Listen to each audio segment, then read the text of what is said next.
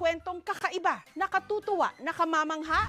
I-KMJS na yan. Ipadala lamang po ang inyong story suggestions, kalakip ang mga video at litrato sa aming Facebook fanpage. Hanggang sa susunod na linggo po para sa isa na namang makabuluhang kwentuhan. Ako pong inyong kapuso, kapuso mo, Jessica Soho. Nakapanlulumo, nakakagalit na marinig ang mga bilyones at trilyones pa nga na kinukurakot. Napakalaking insulto para sa higit na nakararami na lumalaban ng patas. Kaya huwag po tayong panghinaan ng loob. Kapag may nakita kayong anomalya, magsalita, manindigan.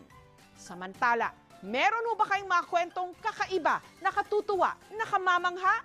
I-KMJS na yan. Ipadala lamang po ang inyong story suggestions, kalakip ang mga video at litrato sa aming Facebook fanpage. Hanggang sa susunod na linggo po para sa isa na namang makabuluhang kwentuhan. Ako po ang inyong kapuso, kapuso mo, Jessica